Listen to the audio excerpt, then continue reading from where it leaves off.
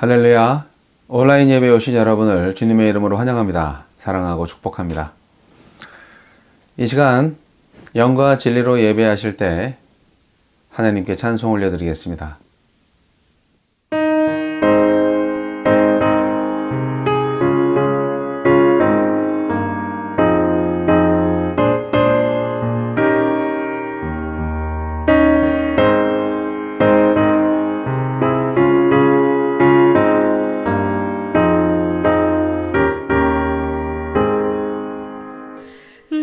주를 멀리 떠났다 이제 옵니다.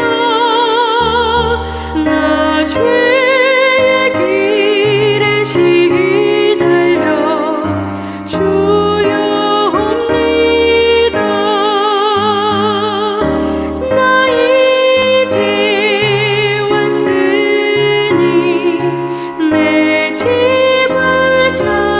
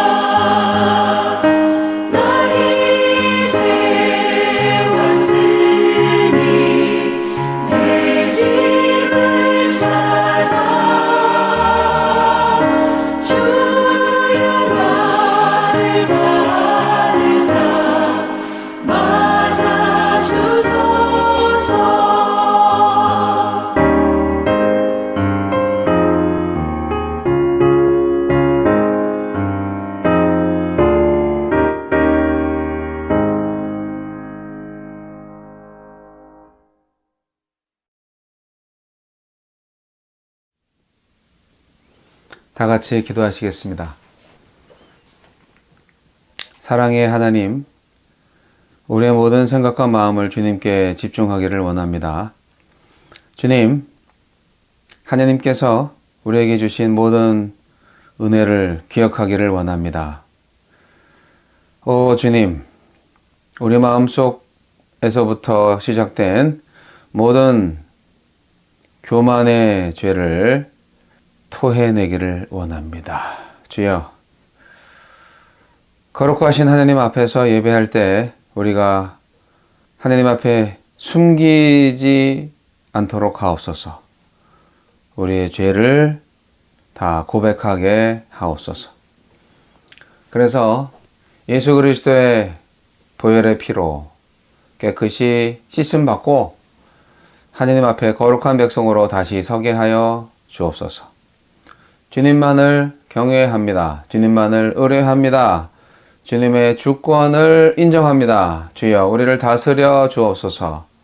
주님께서 우리의 생명을 주관하시오니 주님, 우리의 인생을 하나님의 뜻대로 인도하실 때 순종하게 하옵소서. 오늘 예배 가운데 이루어지는 주님의 역사, 주님의 섭리하심을 다시금 진지하게 받아들이고 진정 우리의 죄를 깨닫게 하여 주시고 또한 바른 길로 나아갈 수 있도록 인도하여 주옵소서. 예수님 이름으로 기도합니다. 아멘.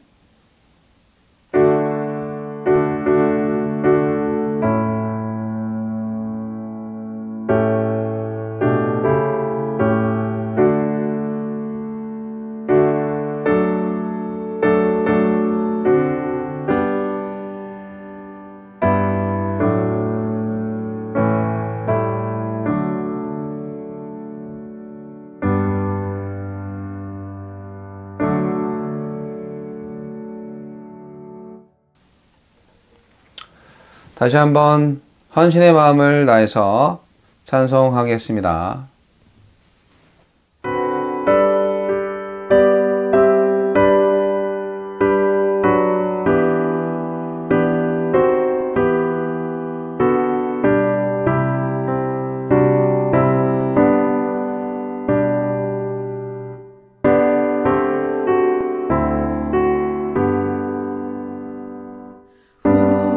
우리는 주님을 늘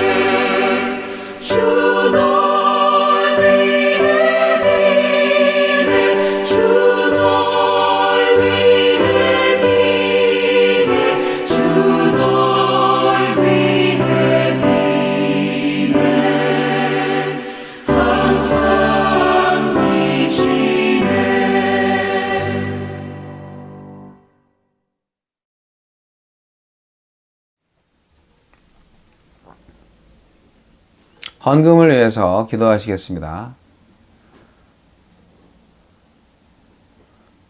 하나님 아버지, 자비와 긍휼의 하나님 아버지, 주님께서 모든 쓸 것들을 공급하실 때 우리가 좋은 것만 고집하지 아니하고 하나님께서 필요하시다면 당장은 힘들고 어려운 고난의 순간이 닥쳐온다 할지라도 감사함으로 받아들이게 하여 주옵소서.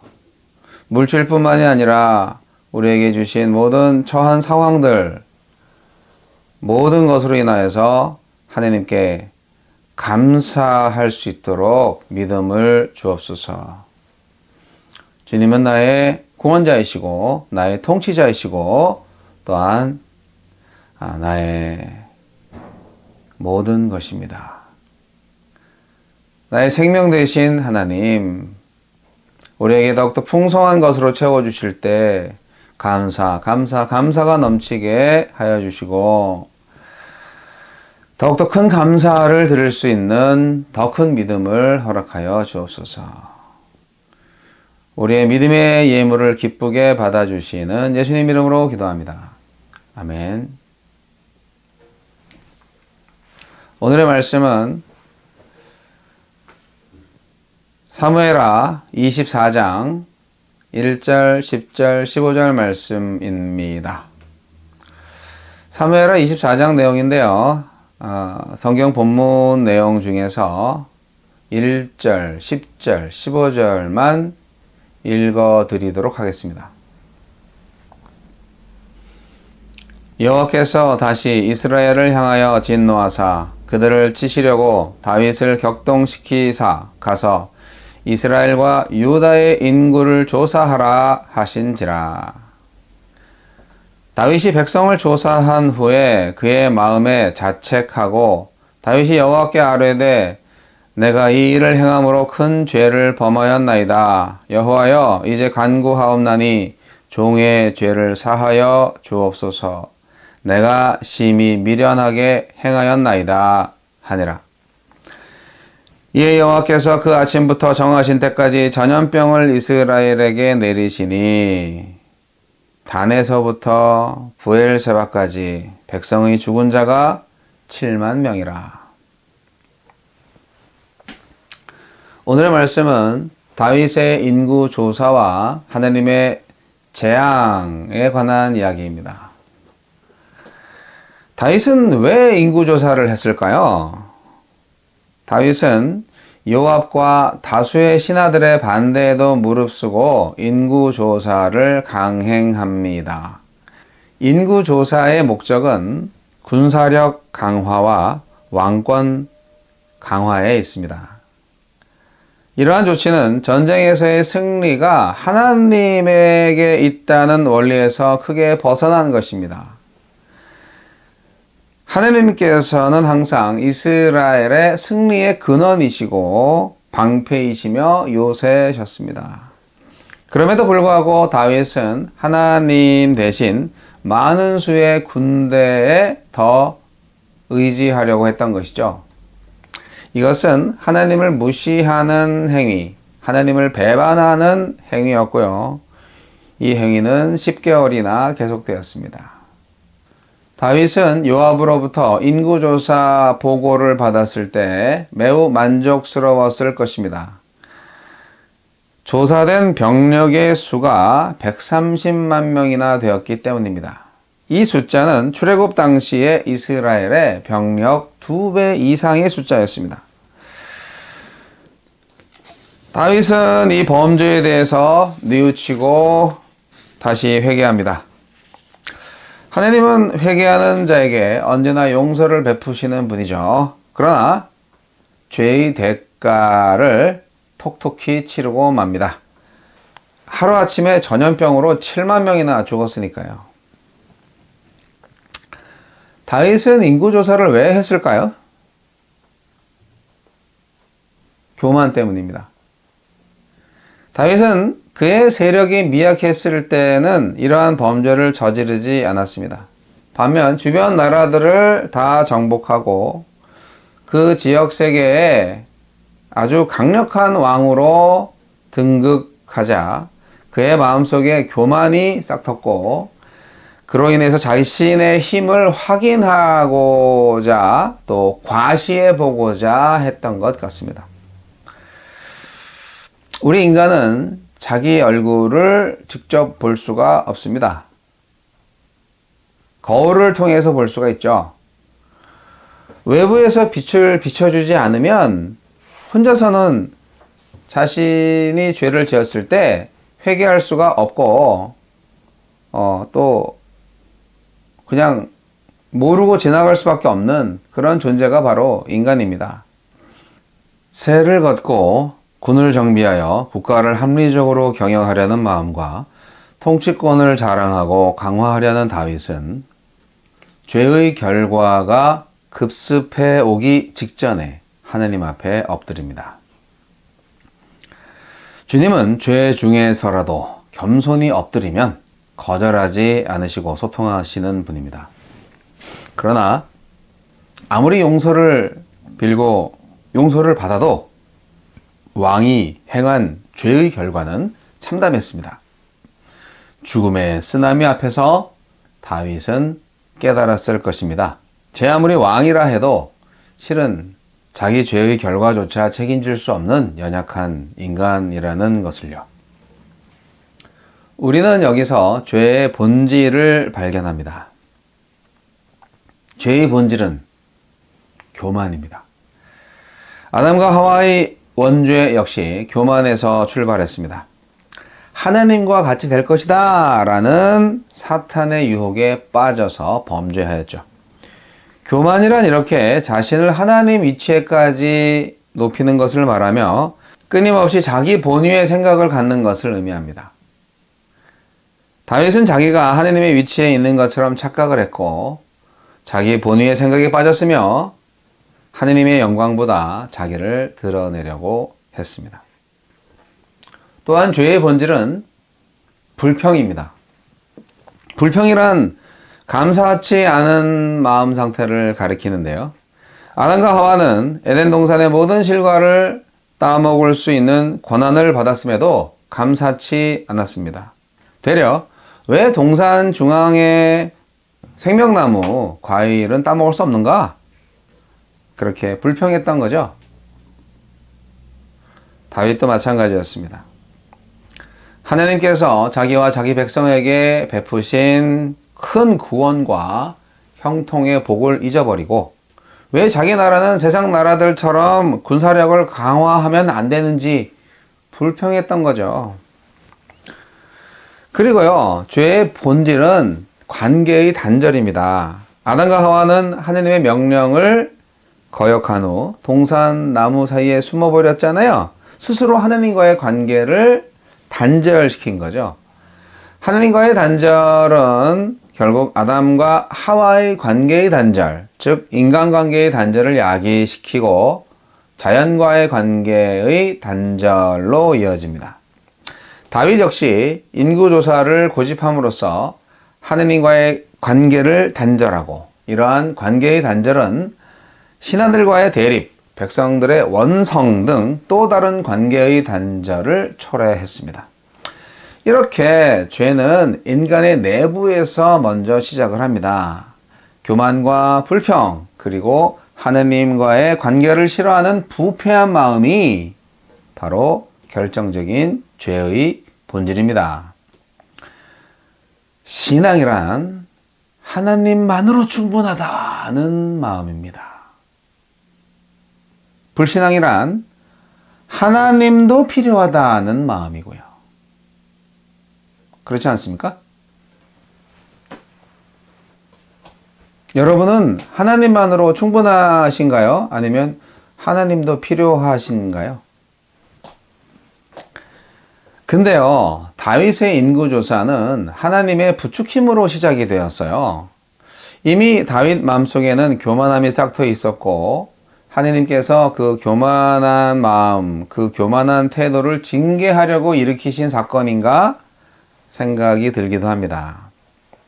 그 결과 단에서부터 부엘세바까지 인구조사를 한 다윗에게 다네에서부터 부엘세바까지 전염병을 내리셨어요. 3일이 되기 전에 정하신 때까지만 내리셨으며 다윗 왕국의 중심인 예루살렘에 전염병이 임하기 전에 하느님께서 재앙 내림을 뉘우치시고 철회하십니다. 그래도 7만 명이나 되는 백성들의 목숨이 사라졌습니다. 엄청난 징계의 사건입니다. 그런데 여기엔 속뜻이 있습니다. 사무엘하 24장 1절에 이스라엘을 향해 진노하사 저희를 치시려고 다윗을 감동시켜서 인구조사를 했다고 기록되어 있습니다. 그러니까 다윗의 인구조사는 범죄한 이스라엘을 징계하시고자 다윗으로 하여금 잘못된 행위를 하도록 하나님이 부추기셨던 것입니다. 엄밀히 말하면 다윗이 사탄의 유혹에 빠지는 것을 방해한 것입니다. 하나님은 이스라엘에 대하여 진노하신 거예요. 하나님의 진노를 촉발케 한 이스라엘의 범죄는 무엇입니까? 그것은 지난번 압살롬의 난과 세바의 난에서 보여주었던 백성들의 반역적인 행위였다고 보아야 합니다. 그때 유감스럽게도 백성들은 하나님께서 기름 부어 세우신 다윗 왕을 반역하고 그를 대적하여 압살롬과 세바를 쫓았던 것입니다. 이것이 바로 하나님에 대한 저들의 반역죄였던 것이죠. 하나님은 인간의 자유의지를 말살하지 아니한 가운데 모든 인간의 역사를 당신의 뜻대로 섭리해 가십니다. 다윗의 인구조사는 다윗의 자유의지와 상관없이 벌어진 일이 아니었습니다. 다만 하나님께서 이스라엘을 징계하시고자 다윗의 의식 속에 있던 악한 의도를 허용하신 것입니다. 역대상 21장 1절에는요. 사탄이 다윗을 격동하였다고 기록하고 있습니다. 하나님은 당신의 뜻을 이루시기 위해서 사탄도 이용하십니다. 결론적으로 말하자면 다윗의 인구조사는 범죄한 이스라엘을 징계하시고자 하신 하나님의 목적을 이루시기 위해서 하나님의 허용하에서 사탄의 격동으로 일시적으로 교만한 마음을 품은 다윗에 의해 이루어진 것입니다. 이 일을 계기로 하나님은 지난번 압살롬의 난과 세바의 난에 동참하여 하나님께서 세우신 왕을 대적한 무리들을 처형하실 수 있었을 것입니다. 이 세상의 모든 일은 반드시 선악간의 심판을 받습니다. 아마도 과거 다윗에 대한 반란에 동참했던 사람들은 모든 사건이 진정되자 이제 더 이상 화가 미치지 않으리라 안심하고 있었을 것입니다. 그러나 하나님은 잊지 않으시고 다윗의 범죄를 징계하는 참에 끝내 그들을 벌하셨던 것입니다. 사랑하는 성도 여러분, 하나님 앞에 혹시 죄를 지었다면 절대 지체하지 말고 회개하시기 바랍니다. 반드시. 하나님께서는 다윗의 진실한 마음과 회개의 기도를 들으시고 3일간 전염병을 내리시기로 한 작정을 돌이켜서 그 기간을 단축하셨습니다. 재앙의 날은 아마 하루 정도였을 것 같은데요. 다윗은 하나님의 재앙을 선고받았을 때 사울처럼 자신의 무죄함을 나타내려 하지 않았습니다. 다윗은 자기의 죄를 전폭적으로 시인하고 오직 하나님의 자비와 긍휼의 성품에 호소했습니다. 그 결과 하나님의 심판의 날이 단축되었죠. 하나님의 자비가 아니었다면 예루살렘 거민들까지 모두 몰살당할 뻔했습니다. 성도 여러분, 아무도 스스로 구원에 이를 수 없습니다. 죄의 결과인 사망을 감당할 능력이 인간에게는 없습니다. 그 누구에게도요. 구원은 주님께만 있다는 복음이 유일한 빛입니다. 다윗의 인구조사는 어찌 보면 살인이나 간음보다는 큰 죄가 아닌 것처럼 보입니다. 세상의 모든 나라들이 다 하고 있는 일이니까요. 인간적인 눈으로 보면은 오히려 잘하는 일이라 할 수 있죠. 그러나 하나님의 눈으로 볼 때에는 그것이 다윗의 그 어떤 죄보다 더 큰 죄였다는 것입니다. 하느님의 주권을 모독하는 행위였으니까요. 개인이나 국가나 할 것 없이 자신의 영광과 사악한 욕망을 추구해 나가는 것은 큰 범죄입니다. 하나님으로부터 진노받을 자들은 하느님의 무관심으로 더욱 강팍해지며 더욱 교만해져서 자신의 소유와 권세를 철저히 신뢰하게 됩니다. 그들은 그들에게 찾아온 행복과 번영을 하느님께 대한 감사의 제목으로 삼지 않고 자신의 힘을 과시하는 수단으로 삼습니다. 그들은 결코 하느님의 진노를 피할 수 없을 것입니다. 기도하시겠습니다. 하느님 아버지, 다윗의 인구조사를 통해서 하느님의 재앙 내리심을 보면서 우리에게는 다윗과 같은 죄가 없는지 돌아보게 하심을 감사합니다. 무엇보다도 하느님 앞에서 교만하지 아니하고 불평하지 아니하고 오직 하느님과 관계를 항상 유지하기 위해서 말씀과 기도로 나아가기를 원합니다. 주님, 겸손하게 하소서. 나의 뜻이 아니라 오직 하나님의 뜻대로 살아가게 하소서. 나를 통하여서 하나님의 뜻을 이루는 역사를 보게 하여 주옵소서. 우리는 오직 주님의 종입니다. 지금은 우리 주 예수 그리스도의 은혜와 하느님 아버지의 극진하신 사랑과 성령님의 감화 감동 교통 역사하심이 하느님의 주권에 도전하지 않고 오직 하느님의 긍휼과 자비를 힘입어 구원의 길로 가고자 결단하는 하나님의 백성들 그리스도의 교회 위에 이제부터 영원까지 함께 하시기를 우리 구주 예수 그리스도 이름으로 간절히 축원하옵나이다. 아멘.